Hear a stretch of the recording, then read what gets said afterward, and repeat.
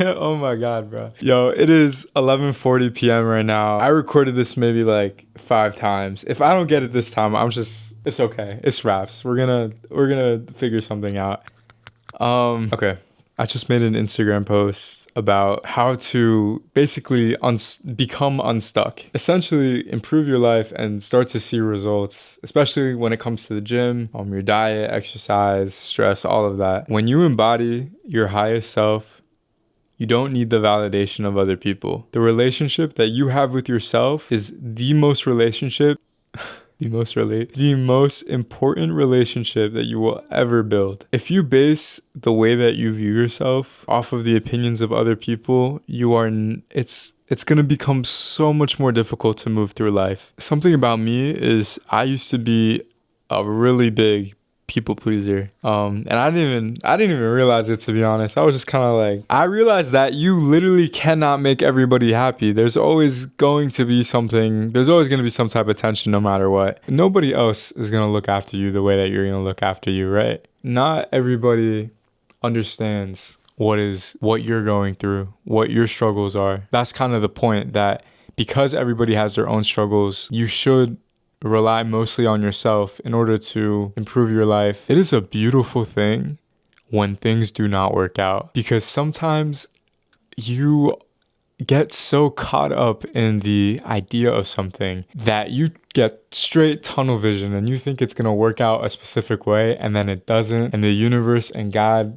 kind of throws a loop at you and you're like, that is not what I thought was going to happen. And it's a beautiful thing because it really forces you to grow, and it forces you to come to terms with loss and past versions of yourselves. And like when you go through a problem in life, maybe like a breakup, or you stop being friends with somebody, you're never gonna be the same person that you were before that situation happened. And like in some ways it's kind of like, damn, like I miss that part of myself. Like I miss who I used to be. Like I was so, I felt so happy, and I was like, yes, like life is so beautiful. But like life is still beautiful, it's just different, and it's making you grow and become a completely different person. And the whole point of going through a problem or just going through any type of situation in life is, once you find yourself on the other side of that problem, you have become this entirely different and greater version of yourself. You have stepped into your highest self. When you experience loss, it is a great thing because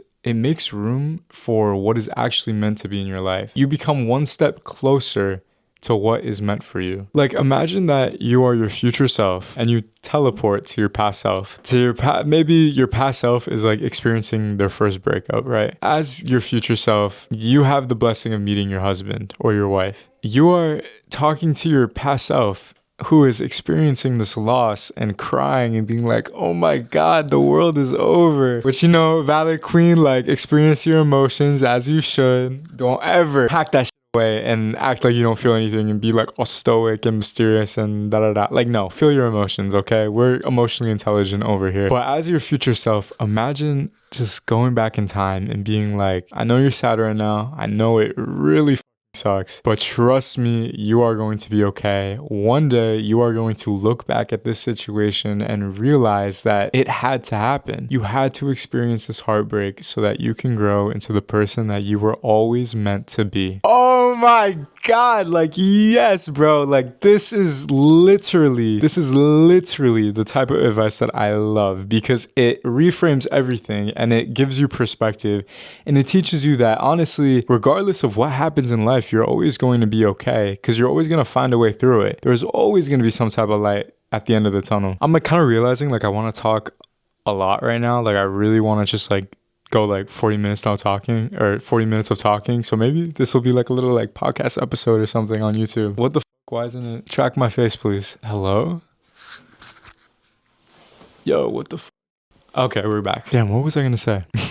So I don't know. I know I was like talking about relationships or whatever, but yeah, like sometimes like you know, things don't work out and, you know, it is what it is and it sucks in the moment, da da da. I would not be the person that I am today if I didn't have to if I didn't have to experience loss and I didn't have to experience all the sad emotions along with the positive ones, okay? And also, like, you just learn so much, and then you get to, like, apply everything you learn to, like, relationships. Another thing I want to talk about is your environment and the people you surround yourself with. This is huge. Oh my God. The people you surround yourself with literally dictate everything. And I'm going to tell you why, right? Come in close. Let me tell you. The reason why, this is really close actually. Hold up. The reason why your environment is important is because it shapes the type of person that you're going to become. You are going to notice that as you surround yourself with your friends, right? You're going to start talking like them. You're going to pick up some of their habits maybe. It's going to be a lot harder to stick to your goals if you're really dedicated to the gym, if you're surrounded by people that are not eating the way that you want to eat. Not to say that there's anything wrong with eating processed foods. Everybody deserves to eat however they want, and that's not what I'm saying. But what I am saying is that if you surround yourself with people whose goals and ambitions are different from yours, it's going to be a lot harder for you to reach your own goals because you're going to be faced with resistance. And that's just the reality of it. It's amazing when you find people whose presence you enjoy, but it's also not the only reason that you want to be friends with somebody. You want to be friends with somebody because they inspire you to be a better person and because their goals genuinely align with yours. You, like, for example, like, why do you think that artists like Tate McRae or Ariana Grande or Beyonce, why do you think these artists are all in relationships with other artists and other people that are in the entertainment industry? Because of the fact that that is like their world. That is their field of work. Nobody else is really going to understand their experiences or their perspective on life except for other people that are also in that world. And in that same vein, you want to be with people that look at the world in a similar way and that see your perspective and that have the same goals as you. You know, like if you're a gym baddie or yeah, if you're a gym baddie or like a gym bro or like, you know, you love the gym. Like I love the gym. I love going to the gym. I love health and wellness. I love all of that. I want to surround myself with people that also love the gym because it's going to make it that much easier to go to the gym. And also I love talking about working out. I love talking about health and wellness. I love talking about food, intuitive eating, da da da da. And those are the type of conversations that I like to have. And it's hard to have a conversation about health and wellness with somebody who doesn't really think about health and wellness, and that is okay. This is why your environment is important because it literally dictates everything.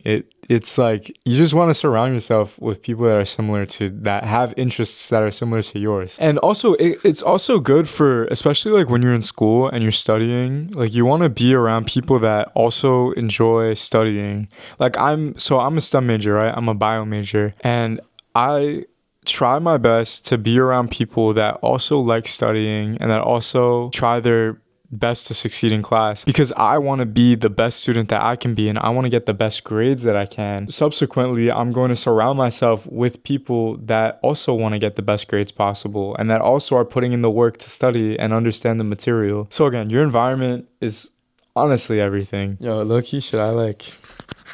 Ooh, okay. Yo, it is giving like professional YouTuber. I like kind of low-key like holding it though, I'm not gonna lie. Kind of gives my hand something to do.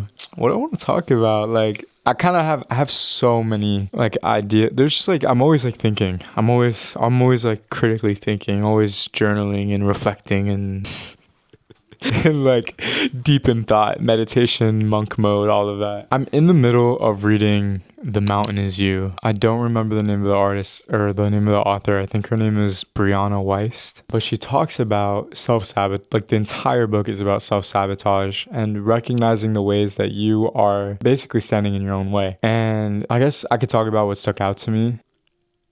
Ooh, this is a really big thing, right? A lot of us walk around with these irrational fears. We have these fears of like, this is the worst thing that I can imagine happening. Part of the reason why we have such irrational fears and why we get so scared of these situations that we create in our heads is because we get detached from this feeling of safety. And when we imagine our worst fear taking place, we don't see the end result. We don't see how we get through the problem. We play the situation out. And at the height of all the drama is where we stop thinking. We stop at the climax. And a really healthy way of getting over irrational fears is exposure therapy, or thinking through, not like overthinking, but like just thinking through what you would realistically do if the worst thing you could imagine were to happen. Let's say my irrational fear was failing in school. Not that it is, like I'm an academic weapon. Let's say that was my biggest fear. And I just think about failing tests after tests and I'm like, oh my God, like I don't even want to think about it. Like it's like, let's say I woke up tomorrow and I found out that I failed all my classes, and just think about how you would go about your day knowing that that took place. I'd probably do the same thing that I do every single day. I would wake up, open my blinds, brush my teeth, get ready. I'd make breakfast. I'd go to the gym. I'd do my daily routine the exact same way that I would even if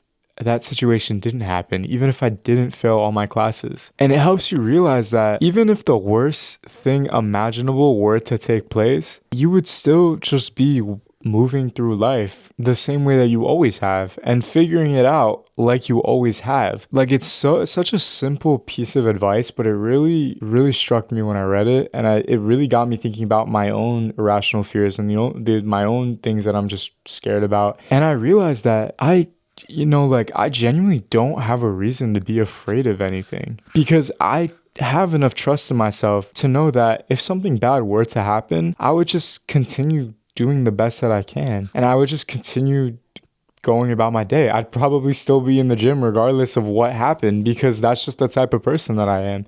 And that's the type of trust that I've built in myself over the years. So I think that if you are struggling with anxiety or just like this idea of something happening, like this impending thought, just think about what you would do to follow through. Like just how would you go about your day to day even if that thing were to happen? Because when you realize that really not much would change and that you're kind of like making the problem bigger than it actually is, you realize that you really don't have a reason to be afraid of anything. And that is also a great thing when it comes to like social settings and like a big thing coming into college, right? Like I really wanted to become more, I wanted to put myself out there more and I wanted to make more friends. And, especially coming into university, I didn't know anybody yet. Like I'm trying to find my group. Exposure and talking to people and really just like, even if I did have an awkward conversation with somebody, it wasn't as bad as, the idea of an awkward conversation is. I still pushed through it and I tried my best to navigate it because it was my first time coming into college and,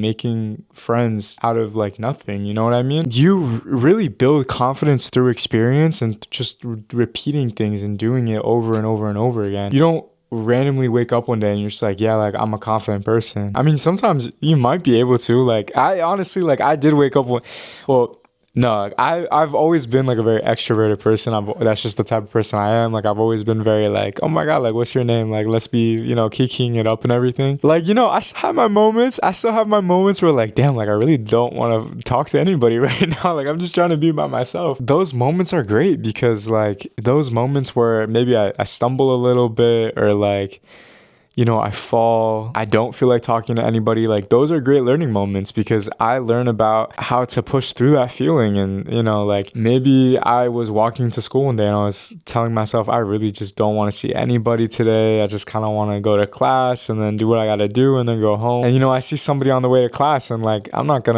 to ignore them and pretend they don't exist. Like, I'm just going to be like, okay, hey, what's up? How are you? And, try my best to talk to them, even though mentally I'm just not there today. And it teaches you how to navigate those issues and how to just become like how to enhance your social skills and how to become just better at whatever it is you're trying to get better at. So I think honestly, like it is important to expose yourself to these things and these things that you're afraid of because you don't want to live your life in fear your entire life. Like you want to go out and you want to do things and you want to just experience the entire human experience. You don't want to be locked up in your room all day, like doing nothing, you know what I'm saying? So yeah, I don't think you should ever be afraid. Well, I mean, that's not true, but like you should not let fear or irrational fears hold you back hold you back from doing whatever it is that you want to do. You deserve an amazing, beautiful story. You deserve to live out every single experience that you want to live out. Do you know what I want to do one day?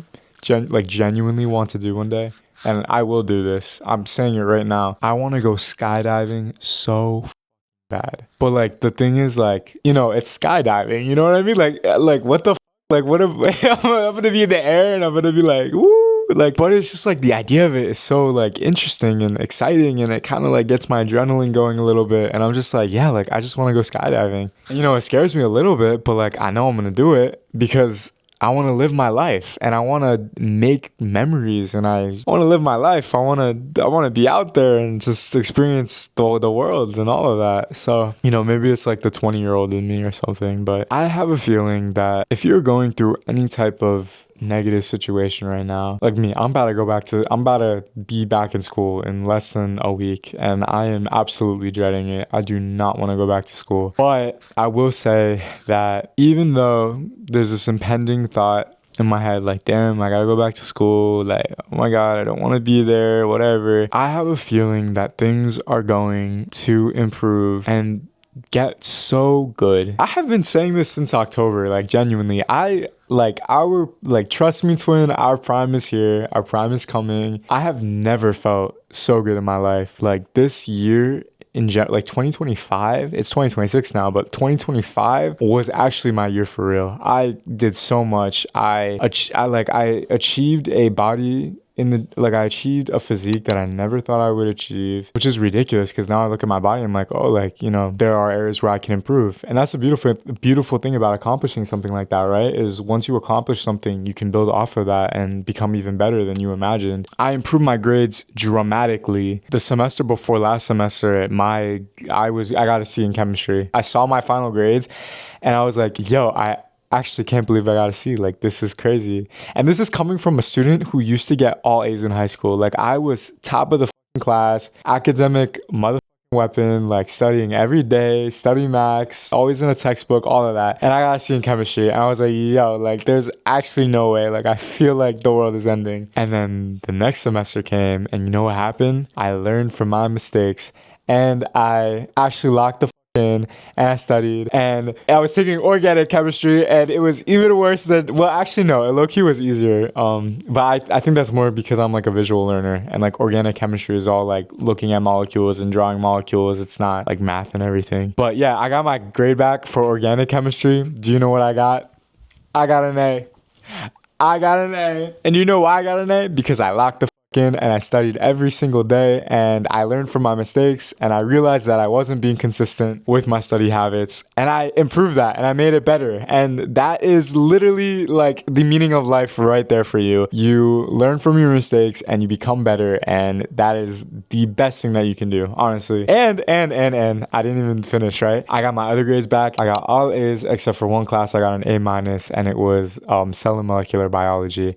But I got the highest grade on the last exam, which was a 98. And it was, and the test before that, I got a 94. And that was the hardest exam he's ever given. He literally told the class, he's like, yeah, like, this is probably the hardest exam you're going to take this semester. And I got a 94. And the class meeting was like a 70. So I was through the roof happy. Basically my whole spiel about that and this whole tangent I just went on, it's just the fact that things are going to get significantly better. They are going to drastically improve. I promise you that. I think that a lot of the time, like, if you feel like life isn't really going the way that you want it to go, then that could mean a couple things. And for me personally, if that happens, I usually look at my habits and what I'm doing to my through my day-to-day life. For example, am I pushing myself in the gym? Am I eating the right foods? Stuff like that. Hold up, my camera's like about to die. 23%. Okay, we're good. Yeah, I look at my day-to-day habits. Am I taking care of myself? Am I prioritizing my morning routine, like getting ready, leaving the house feeling good? Because you never know who you're going to meet when you leave the house. Am I showing up in all aspects of my life? And then I just look at that and I kind of go from there. And really, like, the best thing that you can do for yourself is action, is getting up and doing something. And it could literally be anything. And the great thing about that is that it builds momentum, right? Because when you just get up and you start doing something and you accomplish something. So for example, like when I make TikToks and I post them on TikTok or make Instagram reels or whatever, it it gets me excited about life, and I get to romanticize my life, and I feel accomplished because I'm sharing my self-improvement journey. And it's a great thing because it builds momentum and it makes me want to create more. And it literally, the whole entire reason why I started this podcast and this video is because I was inspired by a post that I literally just posted like not even 15 minutes ago. So like, yeah, I think the best thing that you can do for yourself is just take action. And I think that's going to make your life drastically better. I think it's going to make everything improve. You know, obviously everybody's situation is different and nothing is black and white. You could honestly be going through the worst period of your life and I have no idea. But I do know for a fact that things get better. That is what the human experience is to experience the ups and the downs and to feel your emotions fully. Like I said earlier, you definitely do not want to like shield yourself from what you're feeling because that's going to manifest itself in other ways in your life. You literally hold your emotions in your body. Like, you know how people always be saying like, oh, they're a pain in the neck. I feel the weight of the world on my shoulders. That's because you literally hold your emotions in different parts of your body. You feel a pain in your neck and you feel this weight in your shoulders because you're stressed out and it's manifesting itself physically in your body. Feel your emotions. It is okay to cry a little bit and, you know, journal and tear up and all of that. But girl, remember that at the end of the day, or, you know, boy, you are a queen or a king and, you know, do what you gotta do. Feel your emotions out. And when you're ready, step back into your power and be the baddest bitch. That is who you are. That is who you're meant to be. Every single thing that you desire in this world, every single aspiration that you have was placed there for a reason. God and the universe gave you that aspiration for a reason so that you could make it your reality. I'm gonna say that one more time, right? You want to do something so bad. Take that with a grain of salt, by the way. I'm not saying to do something atrocious or insane. I'm saying that if you want to start a YouTube channel or if you want to, like, you know what I mean, become like max academic weapon, you can do it. You are fully capable of accomplishing everything you've ever wanted because you are you. You are you and you have ambition and you were given that aspiration for a reason. There is no such thing as I can't do something being impossible, because if you really want it that bad, you are going to find a way. You are fully capable of creating the change that you desire. Do not forget that. What you do in your day-to-day life compounds. Just look at your daily habits. Do your daily habits align with your goals? And if they don't, then just adjust them a little bit. It's not that big of a deal. But, you know, at the same time, don't do too much. Don't go so crazy that you get burnt out and overwork yourself. If you feel like you're meant for more, that's probably a sign that you are. And I think you should just go for it. This was episode 1 of my podcast. And I don't even know what I'm going to call it. I don't know what my podcast is called. I got to come up with the name. Maybe yeah, I literally have no idea. Maybe you'll see it in the title. Maybe you won't. Maybe this will just be a nameless podcast for now. But, I hope you enjoyed and thank you for watching and joining me today. Yeah, I have no idea what I'm going to call this podcast.